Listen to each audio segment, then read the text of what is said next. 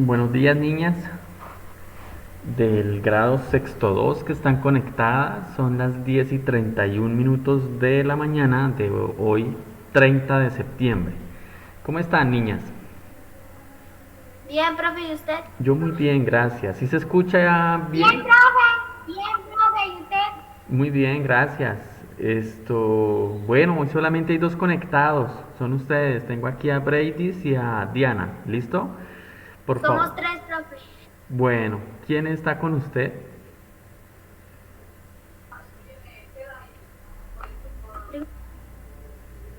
Las dos hermanitas, profe.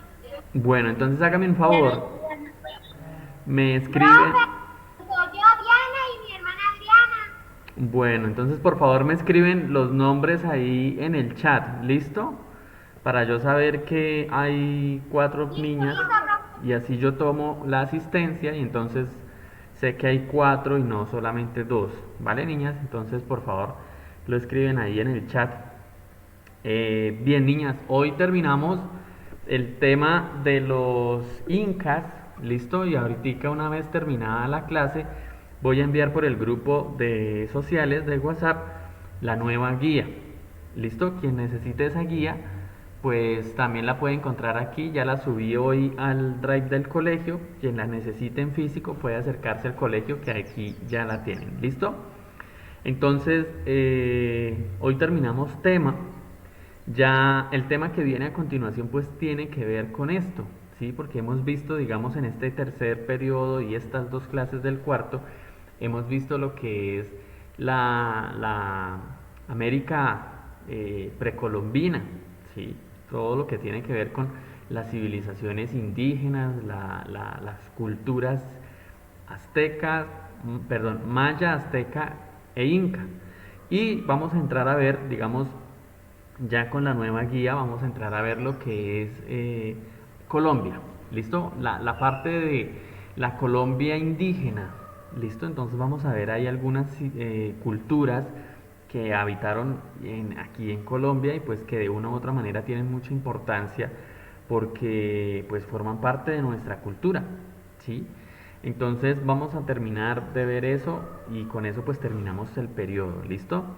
Algunas niñas y algunos niños, pues porque supongo que este video lo pueden ver de pronto cuando lo suba a YouTube, pues esa es la idea por lo menos, no entregaron. Ya, digamos, se pasó la fecha de entrega y muchos estudiantes de sexto, de este sexto 2 pues se quedaron sin entregar trabajos, ¿vale?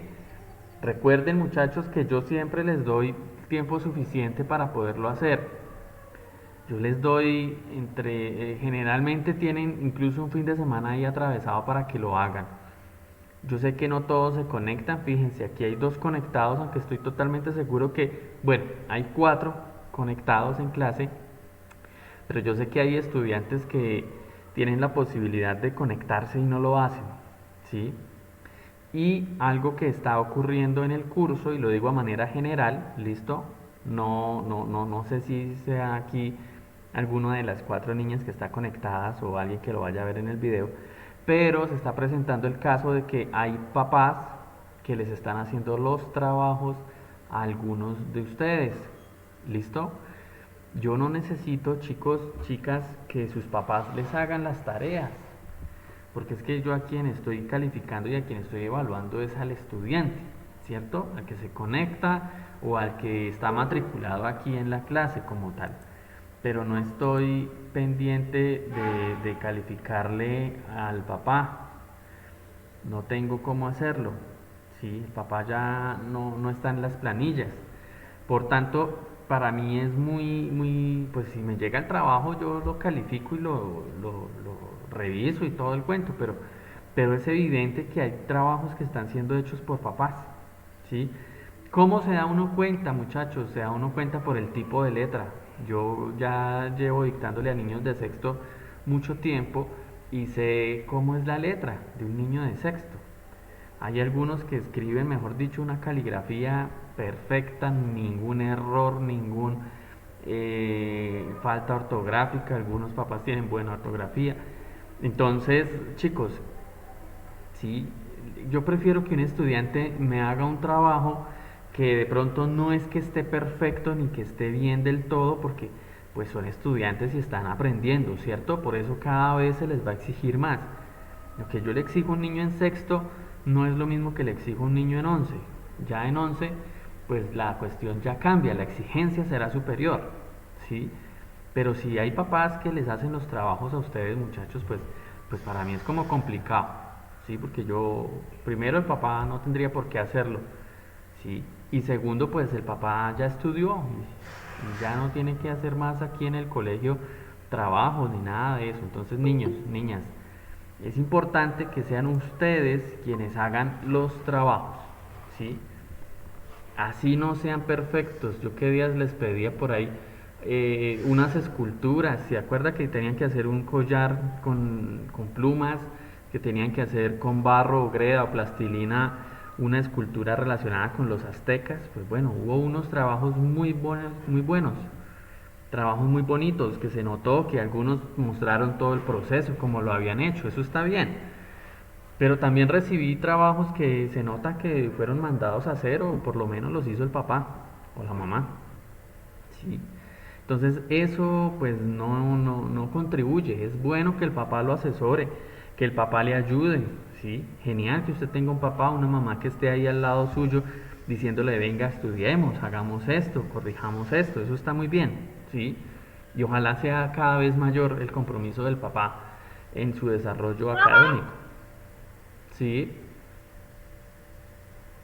nosotras sí estamos haciendo los trabajos solas. sí señora, eso está bien.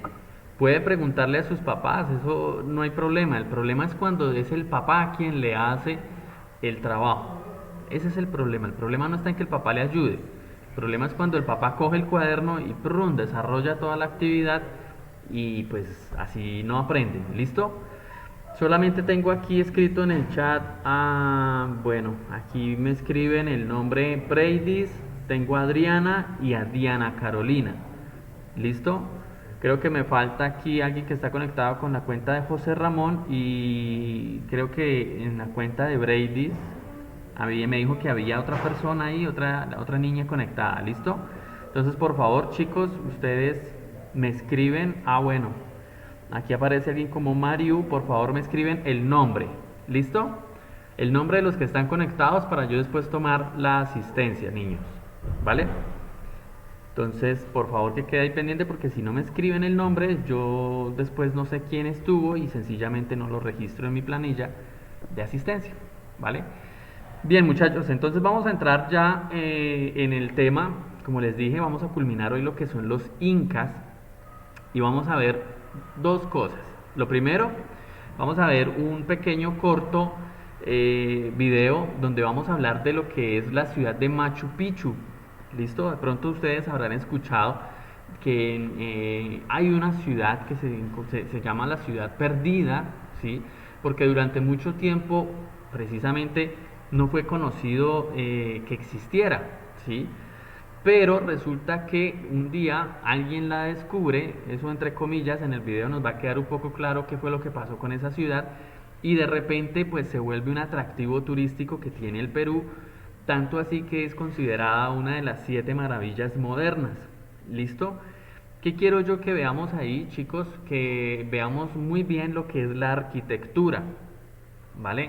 Ustedes recordarán, como se les explicaba en la clase anterior, que uno de los grandes avances que tuvieron los incas fue el hecho de construir hacer grandes construcciones con piedras que llegaban a pesar 60 toneladas y no conocían ni la rueda ni el hierro.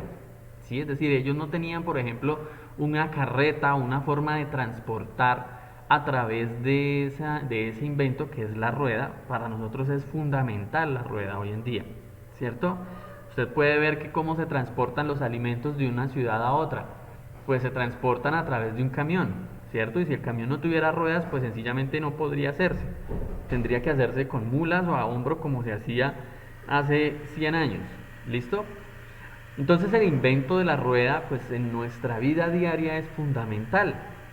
Pero los incas no lo tuvieron, ¿sí? Los incas lograron construir, y ahorita vamos a ver cómo es Machu Picchu y lo difícil que es construir allá. Primero porque la piedra no estaba en la misma montaña, sino que estaba en una cantera cercana. Una cantera es de donde sacan la piedra, ¿listo? Y estamos hablando de entonces que tenían que subir esas piedras, ¿vale? Hay mucha gente que dentro de sus teorías y dentro de sus inventos, pues dicen que la ayuda extraterrestre, que lo hicieron con poderes, que lo hicieron los marcianos, bueno, ese tipo de cosas, pues de una u otra manera es desconocer la inteligencia que tuvieron esas civilizaciones antiguas y es desconocer la capacidad que tiene el ser humano de poder superar las dificultades, ¿cierto? Hoy en día difícilmente podríamos de pronto afrontar un reto como la construcción de uno de esos lugares tan enormes, tan complejos. Pero estos señores lo hicieron hace más de 300 años, 400 años, 500 años, ¿listo? No hay una fecha exacta en la cual se diga que estuvo desarrollado Machu Picchu, ¿listo? Recuerden que los incas, pues ellos caen, digamos su esplendor cae cuando son invadidos por los españoles en el periodo de la conquista, ¿listo? Y digamos que no se tiene certeza hoy en día de cuál era la intención de Machu Picchu. No se sabe si tenía una intención propiamente de observatorio, ¿sí? Porque los incas, pues, al igual que todas las culturas precolombinas, pues fueron conocedores de la carta astral, del universo, ¿sí? Conocedores de las estrellas, del sol. Y entonces, tanto así que, pues, tenían un dios que era el dios del sol.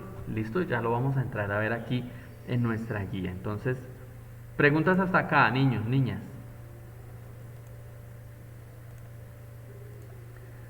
Bueno, si no hay preguntas, recuerden colocar acá el nombre de los que no lo han colocado, porque creo que me falta alguno ahí. Bien. Profe, ¿y algo que pueda ayudarlos a hacer todas esas construcciones? Pues precisamente ese es el misterio, ¿sí? ¿Cómo lo hicieron? Pues probablemente ellos lo hicieron a punta de fuerza, ¿sí? Es decir, fácilmente cogen, amarran una soga, por decirlo así, es una posibilidad, ¿no? Pensemos que este tarro que está aquí, pues es una piedra, es una roca, ¿listo? Es una roca enorme. Vamos a pensar que es una roca de mucho peso, ¿listo? Le amarran y empiezan a tirar aquí y al tirar pues se la arrastran, ¿cierto? Lo que pasa es que pensemos que entonces no es de forma horizontal porque la tierra ya no era plana, sino que era hacia arriba, que es que está Machu Picchu queda en una montaña, lo cual hace todavía más difícil el hecho de que haya sido fácil construir, no fue fácil. Ahora, las piedras pues las construcciones que ellos hicieron, no es que hayan tenido un cemento o algo para poder unir, ¿sí? Simplemente que el propio peso de la piedra, pues recae sobre la otra. Ahora, era tan complejo que, pues usted sabe que las piedras cuando son cortadas o son traídas de forma natural, que la encuentran ahí, pues la piedra no todas encajan, ¿cierto? Como si fueran, digamos, un Tetris. No, tienen que pulirla. Y entonces encajaron también todas las piedras, por ejemplo, digamos esta mano, y la piedra siguiente encaja también que en el espacio que queda entre las dos piedras no cabe ni siquiera una hoja de papel. Pensemos que una hoja de papel, ¿qué tan grande puede ser? ¿Qué tan ancha? Vamos a buscar un papel por aquí que yo tenga. Pensemos, por ejemplo, en esto, ¿sí? Imagínense que esto, puesto así, horizontal, ¿sí? Fíjese que es menos de 1 milímetro lo que mide esta hoja acá. Está tan bien puesta esa piedra, unida una a la otra, que ni siquiera cabe una hoja. Entonces eran grandes constructores. Los incas tenían muy buen sistema de construcción. Además ellos tenían un sistema de riego.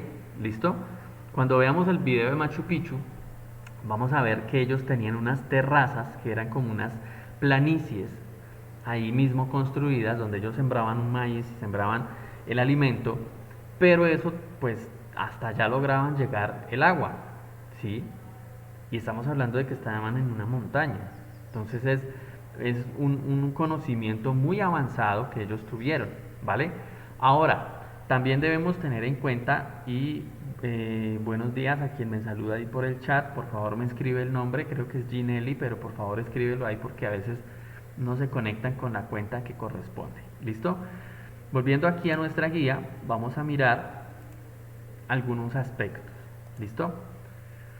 ¿Le quedó claro quien me preguntó? Creo que fue David.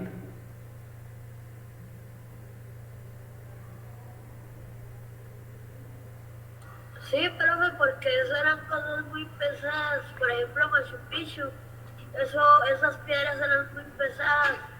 Sí, exacto. Estamos hablando de toneladas. Y si las subimos en una inclinación, pues el peso se hace mayor, ¿sí?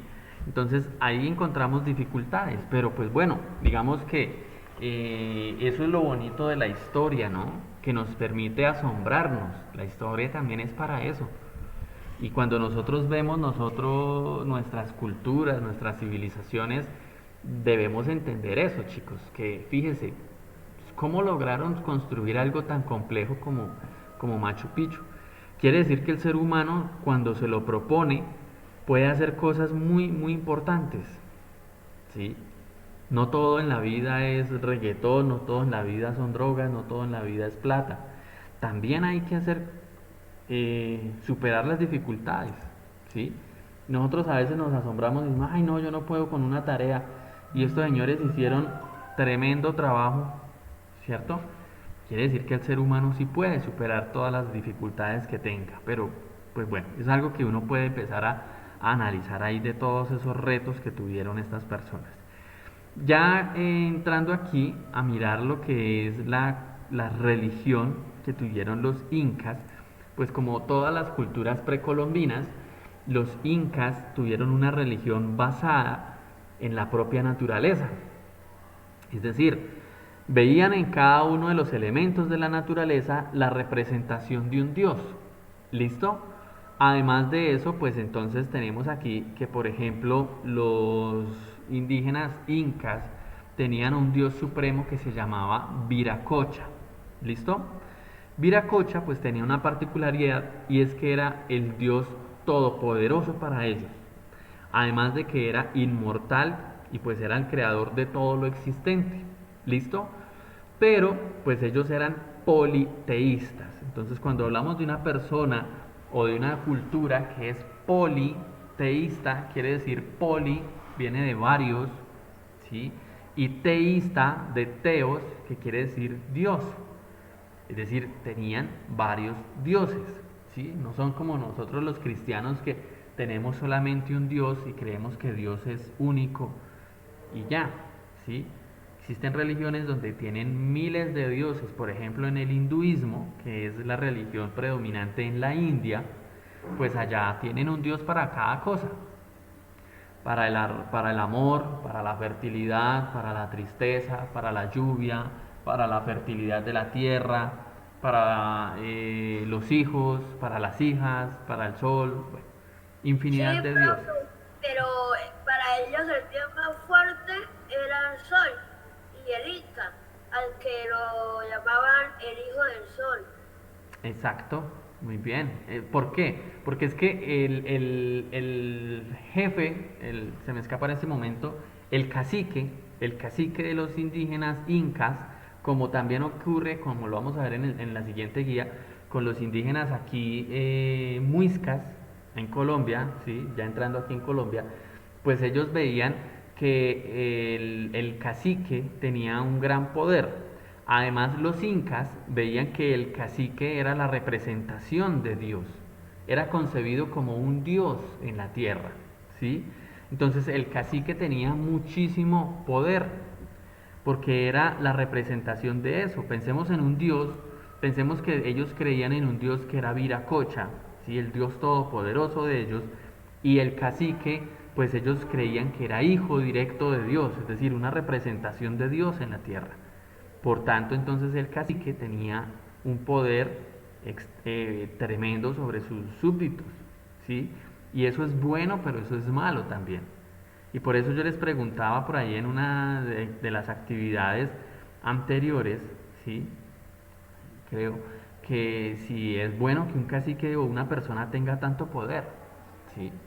Porque es que si tiene buenas intenciones y va en beneficio del pueblo, pues qué chévere que tenga todo el poder, ¿cierto? Pero si es una persona que va en contra del pueblo, que hace todo a su antojo, que hace todo a su voluntad, pues es una persona que va a destruir una civilización en cuestión de pocos años. ¿Listo? Entonces, volviendo aquí a la parte de la religión de los incas, pues encontramos que ellos también tenían una representación en el sol, a quien conocían como Inti. ¿Listo? Y como lo vemos acá, era el protector de la dinastía real, es decir, de la familia real, de la familia del gobernante. ¿Listo? Entonces ellos le rendían tributo al sol. También tenían otros dioses que van representando con la naturaleza misma, por ejemplo al trueno, lo llamaban Iyapa, ¿listo?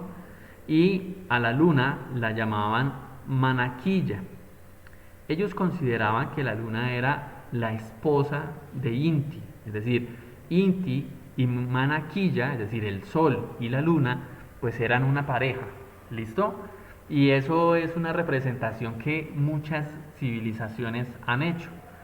Muchas culturas antiguas han relacionado que el sol y la luna, es decir, como dos opuestos, ¿cierto? El sol como macho que ilumina, que está en el día, que nos da un calor, y la luna como la parte femenina que nos cuida, que nos abriga en la noche, ¿cierto? Uno en la noche necesita protección, entonces ellos ven que el sol y la luna son una pareja, como su papá y su mamá, como el hombre y la Creo mujer. que la Pachamama, la Madre Tierra. Exacto. Entonces, además de eso, pues para ellos era muy importante y este concepto lo conservan muchas culturas actuales. ¿Listo? Lo conservan los indígenas aquí en Colombia, todavía hablan de la Pachamama.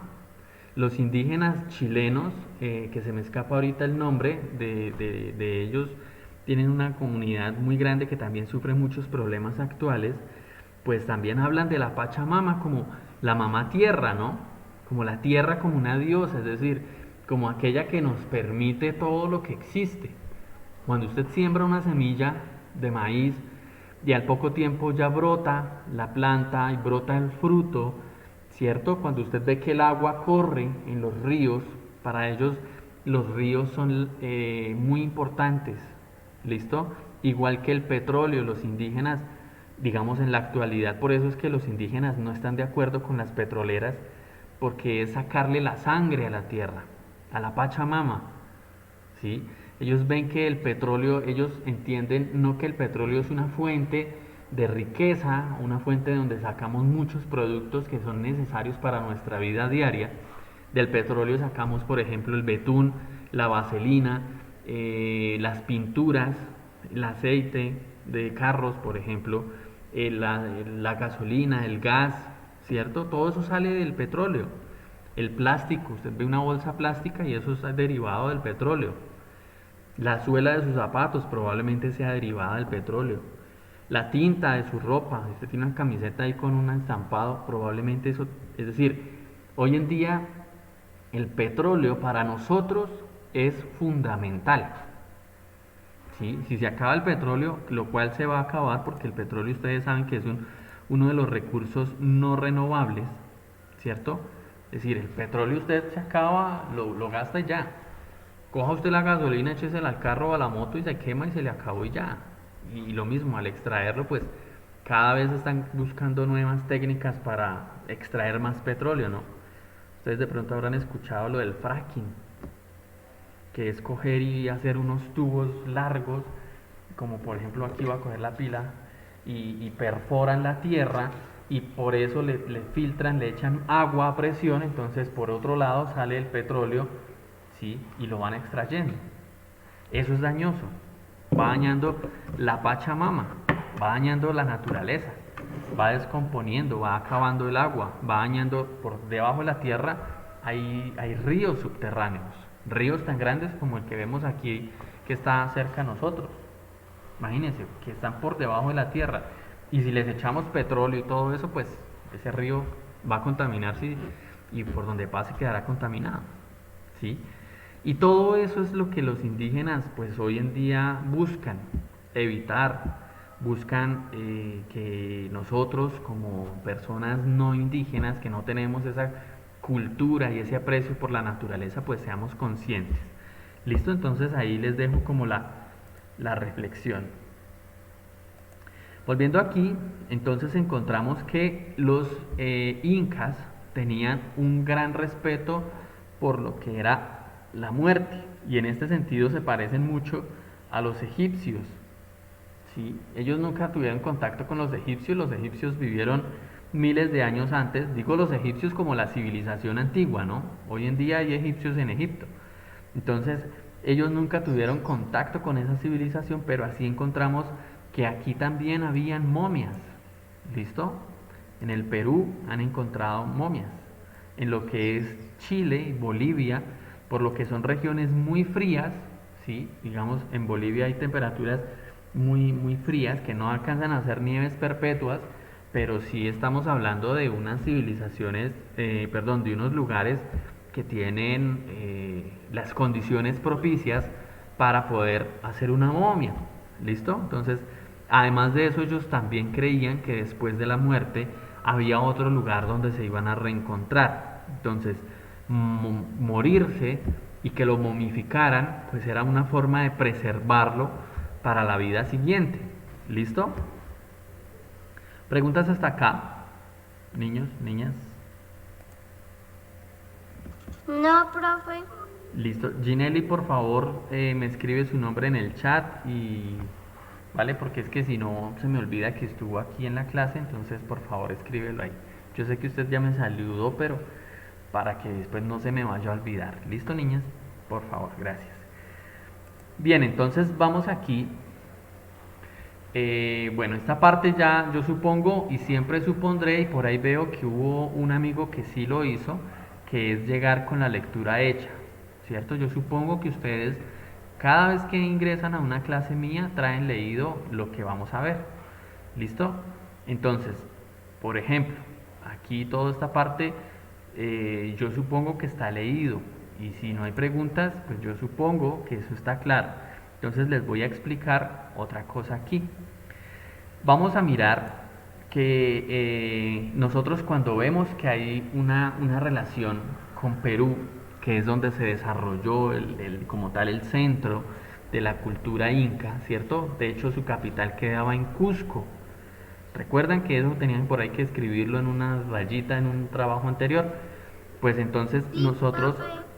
cuando hablamos de Perú debemos también conocer y hay algo que no es propiamente de los incas, pero Los incas eran la población más grande del mundo, de la historia, no necesariamente lo que de pasa. América.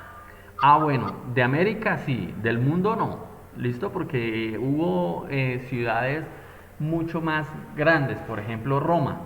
Roma tuvo millones de habitantes. ¿Listo? Pero en América, pues los incas sí fueron un gran imperio, no solamente por su extensión que va desde el sur de Colombia, desde lo que hoy en día es Nariño, ¿sí? Nariño, la parte sur del país, de nuestro país, y llegaba hasta Chile, Argentina, pues entonces digamos que fueron una civilización bastante extensa, ¿sí? Fueron muy extensos y ellos vivieron, pues como lo pueden ver, en lo que eran la parte sur, perdón, la parte de los Andes, ¿listo? Todo lo que es la parte andina, ¿vale?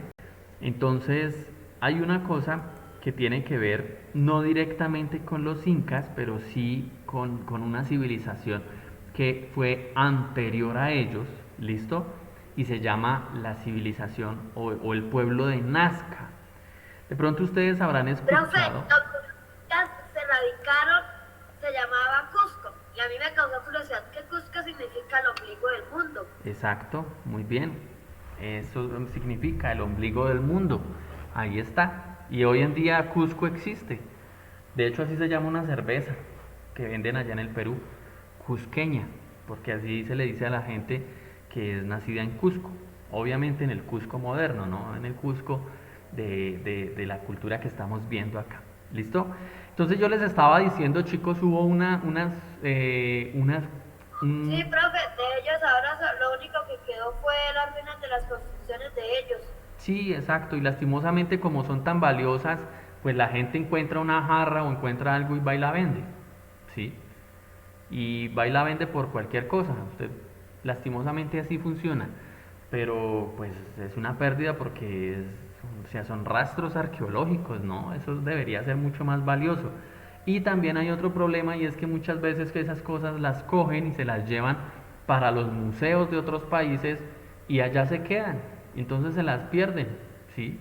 Por ejemplo, hay muchas de las esculturas ay, se me escapa en este momento el nombre bueno, de aquí en Colombia, ¿sí? Eso está en la guía que vamos a ver y se me ha olvidado en este momento, de San Agustín, perdón, ya me acordé, de San Agustín. Entonces, muchas de esas culturas precolombinas se las llevaron para otros países y están, por ejemplo, en Londres. Y allá para usted verlas, pues primero tiene que ir hasta allá y segundo tiene que pagar la entrada en un museo, cuando eso pertenece a Colombia, porque eso era de los indígenas colombianos. Entonces, digamos, ahí está el problema con todo lo que son las ruinas y demás. Entonces, chicos, Profe, ¿le puedo mostrar la escultura que yo hice en plastilina? claro, active la cámara. Yo intenté hacer como un Ah, jarrón de los que ellos hacían anteriormente. claro, está muy bonito. Lo hizo en plastilina. Sí, señor. Hubo alguien que qué días hizo como un perro, también muy bonito. Eso está bien, vea. No, profe. Sí, fue Ginelli. Bueno, alguien sí hizo un perro y le quedó muy bien. Sí, y eso está muy bonito, vea. Ustedes tienen mucho talento. Sí, ve, por ejemplo, en vez de estar viendo por ahí muchas veces novelas y perdiendo el tiempo jugando Free Fire, que pues es entretenido, pero no es lo más recomendable, pues pueden ponerse a hacer esto, mire. Ahí tenemos unos artistas muy buenos. ¿Listo? Entonces, aquí viendo lo de Nazca, les voy a mostrar un video corto y ahí, cuando nosotros hablamos de Nazca, estamos hablando de un pueblo que fue quien luchó contra el pueblo inca. Y lo de Nazca es muy interesante porque ellos hicieron unas líneas, dejaron unas líneas en el piso, entonces se llaman las líneas de Nazca, es un lugar turístico, ustedes pueden ir allá, no es muy costoso, tengo entendido, ¿sí? Es decir, pueden empezar a ahorrar desde ya y en algunos años podrán ir allá al Cusco y podrán ir allá a Nazca, que queda en el Perú, entre Perú y Chile, en la frontera entre Perú y Chile, y podrán ver lo que son las líneas. Vamos a mirar acá el video y ojalá, es que ayer con el video que subí me bloquearon una parte con el video del otro sexto, ¿listo? Ojalá que no me vayan a bloquear en YouTube con esto. Entonces, por favor, ahí están viendo, ¿cierto? Me confirman que se escuche y se vea fuerte. Señor. Bueno. Observen muy bien las líneas. Las líneas de Nazca se encuentran al sur del Perú, en el departamento de Ica, a 400 kilómetros al sur de Lima. Sobre el desierto de Nazca, a 550 metros sobre el nivel del mar, se escribe uno de los grandes misterios de la humanidad. Consisten en un conjunto de figuras de animales, vegetales y formas geométricas gigantes, perfectamente trazadas en una superficie de más de 600 kilómetros cuadrados, que fueron creados por la cultura nazca hace más de 1500 años.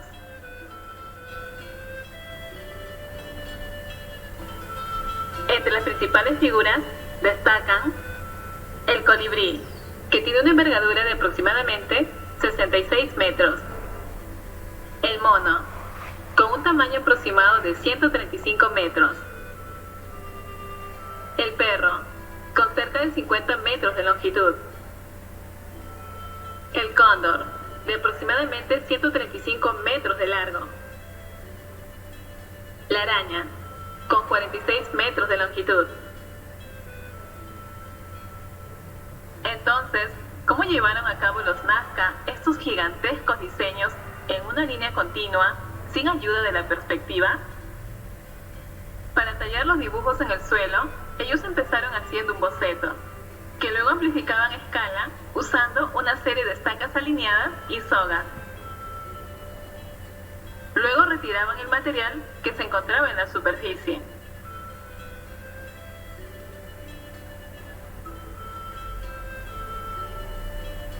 ¿Y cómo se han conservado con el paso del tiempo? Las líneas se encuentran en una de las zonas más secas del planeta, lo que ayuda a conservar los dibujos. El aire caliente actúa como un colchón que impide que las líneas se borren, porque obliga al viento a cambiar su dirección. Para los estudiosos, el problema no es cómo lo hicieron, sino por qué lo hicieron. Desde su descubrimiento en 1927, se han propuesto muchas teorías que tratan de explicar su origen. Para la científica alemana Maria Reiche, quien dedicó su vida a descubrir el misterio de las líneas, estas estaban relacionadas a las constelaciones y representan un gigantesco calendario astronómico que los Nazca utilizaban para determinar las estaciones del año y conocer la época de las cosechas. Sin embargo, varios astrónomos han hecho un análisis muy detallado de esta teoría y han demostrado que las constelaciones no se alinean del todo con las figuras, ya que simplemente no cuadran.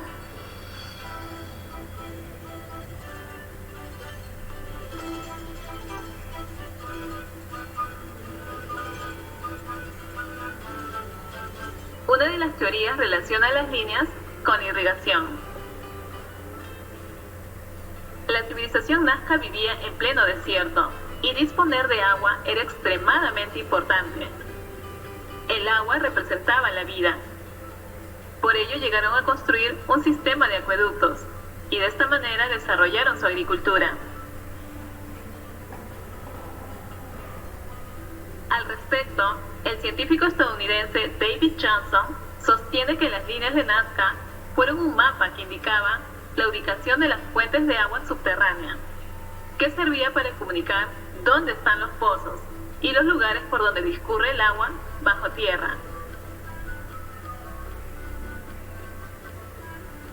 Si bien esta teoría no puede aplicarse a todas las líneas de Nazca, sí corresponden a muchas de ellas.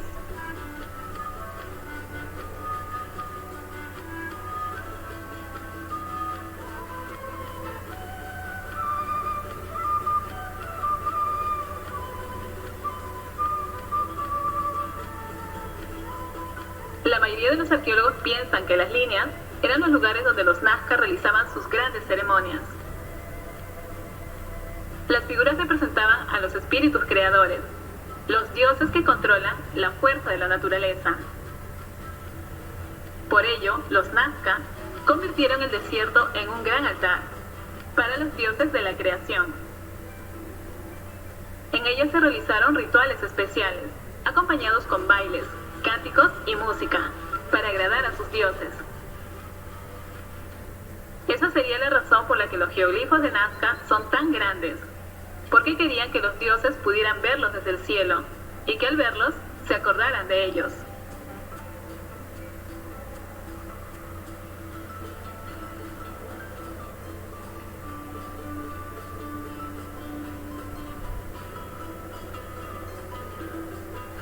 Una hipótesis lanzada por un escritor suizo sostiene que los geoglifos podrían ser pistas de aterrizaje para las naves alienígenas. Hipótesis reforzada por este misterioso dibujo que se encuentra en la ladera de la montaña, que muchos asemejan con un extraterrestre o un hombre con cabeza de lechuza.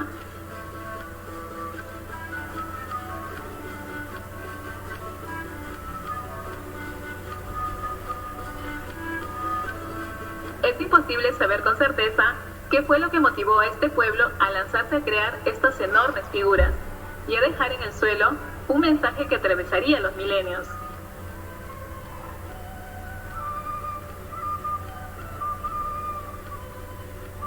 Las líneas de Nazca fueron declaradas Patrimonio Cultural de la Humanidad por la UNESCO en 1994 y se han convertido en uno de los misterios arqueológicos más famosos del mundo.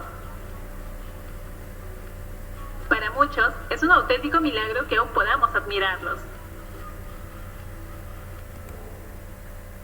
Bueno, si ven, es bastante interesante esto de Nazca porque pues sigue siendo un misterio, ¿no?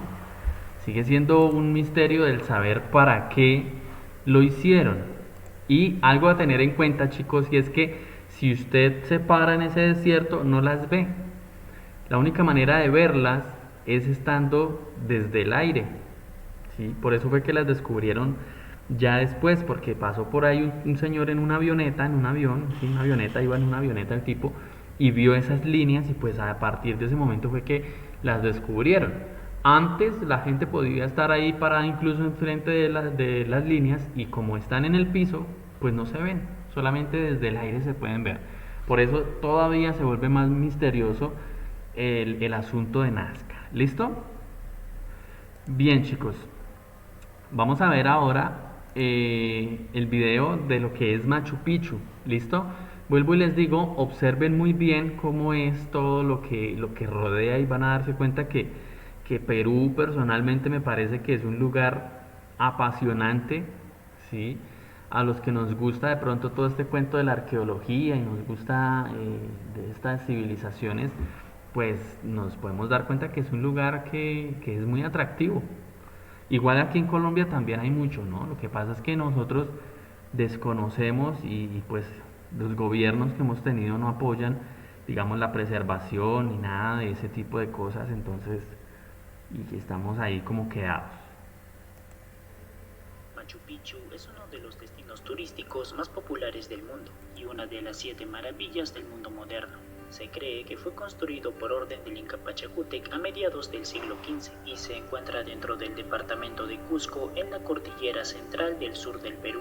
Las razones de su construcción son debatidas hasta el día de hoy, pero se cree que pudo haber servido como fortaleza, observatorio astronómico o estancia real donde el Inca se daba un tiempo de relajación. Su nombre proviene del quechua. Machu significa anciano o viejo y Picchu significa montaña o pico, por lo que se traduciría como monte o montaña vieja. Su construcción representó una gran dificultad, pues se encuentra en medio de 2 fallas geológicas en una zona que se ve atormentada constantemente por fuertes lluvias y terremotos.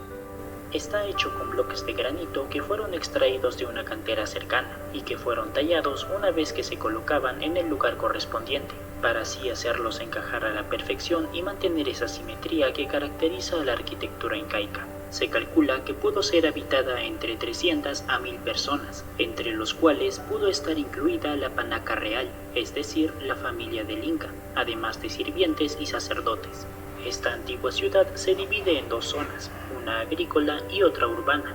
La agrícola presenta una gran cantidad de andenes o terrazas escalonadas en las que se sembra maíz. Sin embargo, la principal función de estos andenes consiste en evitar erosiones o derrumbes en el lugar, ya que están compuestos de capas de arena y rocas que permiten filtrar el agua, logrando que ésta sea absorbida por el suelo y que no se convierta en lodo. Además de esto, los sistemas de drenaje subterráneos que posee alejan el agua de la ciudad, manteniendo aún más su estabilidad.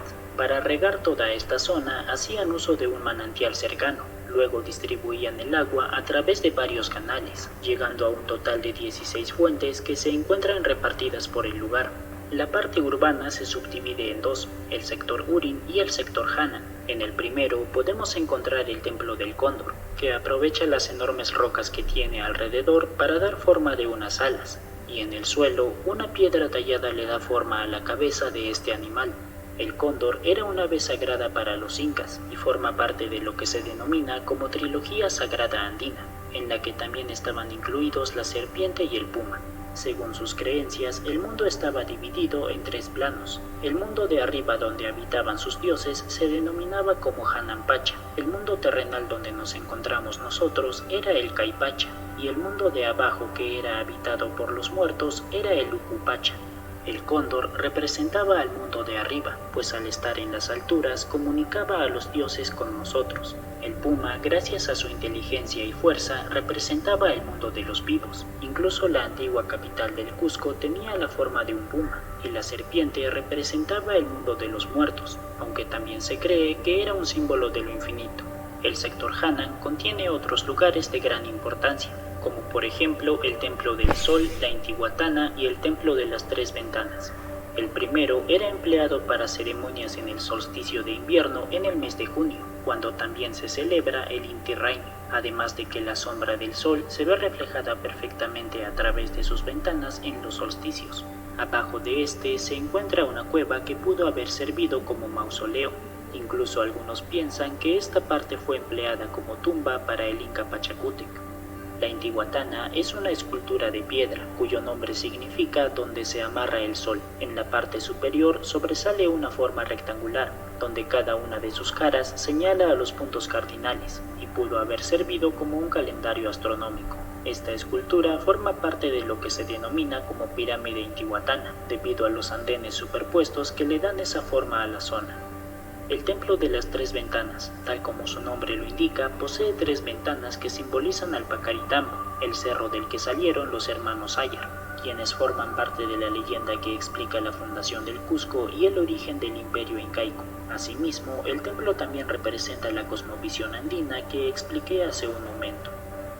A pesar de toda su belleza arquitectónica, Machu Picchu fue abandonado a mediados del siglo XVI. No se sabe con exactitud cuál es la razón de ello, pero al haber sido una época en la que el imperio incaico se veía azotado por una guerra civil y la conquista, quizás sus habitantes regresaron a sus tierras de origen al no poder darle un mantenimiento al lugar, o se unieron a la resistencia incaica. En 1911, Hiram Bingham encontró esta ciudad en medio de una expedición que tenía como finalidad encontrar la antigua ciudad de Vilcabamba, el lugar donde se refugiaron los últimos incas que conformaron la resistencia. Este explorador llegó al lugar gracias a la ayuda de los vecinos locales, quienes le informaron sobre una antigua ciudad en las montañas. Fue entonces que quedó maravillado con lo que vio y atrajo la atención mediática de todo el mundo. El gobierno peruano, junto con la Universidad de Yale y la National Geographic, apoyaron las investigaciones de Bingham entre 1912 y 1915. Sin embargo, todo este proceso no se vio libre de polémicas. Este explorador se llevó miles de piezas arqueológicas a la Universidad de Yale, las cuales fueron devueltas al gobierno peruano hasta casi 100 años después. También empezaron a surgir debates en cuanto al supuesto descubrimiento de la ciudad, pues este lugar ya era conocido por los vecinos locales. En 1902, un arrendatario cusqueño llamado Agustín Lizárraga había encontrado la ciudad acompañado por un grupo de amigos y dejó una marca en el Templo de las Tres Ventanas. Incluso el propio Hiram Bingham escribió esto en uno de sus diarios, pero omitió esa parte de la historia en sus publicaciones posteriores. La razón por la que esto no llegó a ser muy divulgado en aquellos años es que Agustín Lizárraga murió en un accidente en 1912, antes de que se prestara atención a este hallazgo. Son por estas razones que no se puede denominar a Bingham como el descubridor de Machu Picchu, pues este ya era conocido antes de su llegada, pero sí es cierto que logró que el mundo entero le prestara la atención merecida a esta gran ciudad. En 1983, la UNESCO declaró a este lugar como Patrimonio Cultural de la Humanidad y la describe como una obra maestra de arte, urbanismo, arquitectura e ingeniería de la civilización inca, y el resultado de un esfuerzo gigantesco, como si fuera una extensión de la propia naturaleza. El 7 de julio del 2007, luego de una gran cantidad de votaciones, Machu Picchu fue una de las ganadoras en el concurso que estableció las nuevas 7 maravillas del mundo, razón por la cual en el Perú se declaró esta fecha como el Día del Santuario Histórico de Machu Picchu. La historiadora peruana Mariana Mout Tepiz publicó un libro en el 2003 titulado Machu Picchu y el Código de Ética de la Sociedad de Arqueología Americana, en el que mostraba algunos mapas y documentos que revelaban que en 1867 ya se conocía la ubicación de esta ciudad, y un empresario llamado Augusto Burns tenía intenciones de extraer los tesoros que se encontraban ahí y venderlos a coleccionistas europeos. Esta misma historiadora fue una de los principales gestores que permitieron la devolución de las piezas arqueológicas de Machu Picchu por parte de la Universidad de Yale en el 2012. Hoy en día, Machu Picchu es uno de los destinos turísticos más populares del mundo, y todos los peruanos deberíamos visitarlo alguna vez en nuestra vida, para ver con nuestros propios ojos la grandeza de nuestros antepasados, pero siempre tratando este lugar con el máximo respeto. En el año 2000, al tratar de dar una buena imagen del lugar, se terminó dañando la Intihuatana al grabar un comercial de la cerveza cusqueña, perjudicando uno de los atractivos turísticos más importantes del lugar. Machu Picchu no solo es la arquitectura que lo rodea, es la naturaleza, las personas que lo construyeron y un recuerdo del imperio más extenso de la América precolombina. Si el video te gustó, te agradecería que le dieras un pulgar. Bueno, ahí tenemos lo que era Machu Picchu. ¿Listo? ¿Alguna pregunta sobre esto, niños? No, profe. Bueno, entonces No, profe, ninguna. vamos a mirar ahora. No, profe. No, profe. Bueno, la actividad que va a quedar como tarea, ¿listo? Entonces voy aquí a verla. Mire, chicos, no me la deben entregar todavía. ¿Listo? Todavía no, pero váyanla haciendo. Hagan la tarea, chicos. No la entreguen, pero váyanla haciendo. Recuerden. ¿Por qué todavía no? Porque pues vamos a dejar para recoger con la siguiente actividad, que será la primera de la guía que les voy a mandar ahorita. ¿Listo? Profe, Sí. ¿cuál es el trabajo que nos toca hacer? La 9, la actividad 9, la que Bueno, estoy profe. proyectando aquí en pantalla. ¿Listo? Es algo muy corto, es una muy fácil. Dice, primero hagan un dibujo en el que represente lo que más les llamó la atención de la cultura de los incas. Fíjense, está en la guía, yo les expliqué algo, vimos video. ¿Listo? Entonces van a hacer un dibujo. El dibujo es hecho por ustedes, inventado, ojalá. ¿Listo? No lo copien de internet, no lo hagan, no lo manden a hacer. Háganlo, ustedes tienen muchos talentos y de pronto ahí descubren que ustedes son grandes pintores y bueno, de eso se trata, ¿no? En el segundo punto dice lo siguiente. Cuando llegaron los españoles a América, en Europa no conocían el maíz ni la papa. ¿Sí? Esos fueron productos, son propiamente productos americanos. El maíz, ellos no conocían una mazorca, ellos no conocían la papa, eso es propiamente de aquí. Ellos tenían otras variedades allá de productos, pero no era así como acá. Dice, suponga que ustedes tienen la misión de enseñarle a los europeos qué es la papa y el maíz. ¿Cómo lo harían? ¿Cómo les enseñarían ustedes a unas personas que nunca han visto una mazorca, que no conocen el maíz, que no conocen la papa? Eso es lo que yo necesito. Y ojo acá, chicos, no me vayan a decir, no, pues yo le tomo una foto y se la mando. Porque recuerden que en esa época no había eso. No había WhatsApp, no había Facebook, no había nada de la tecnología. Entonces deben pensar ustedes como personas de hace 500 años. ¿Cómo explican ustedes qué es una papa? ¿Listo? Y el tercer punto dice lo siguiente. Hagan un cuestionario de por lo menos 15 preguntas.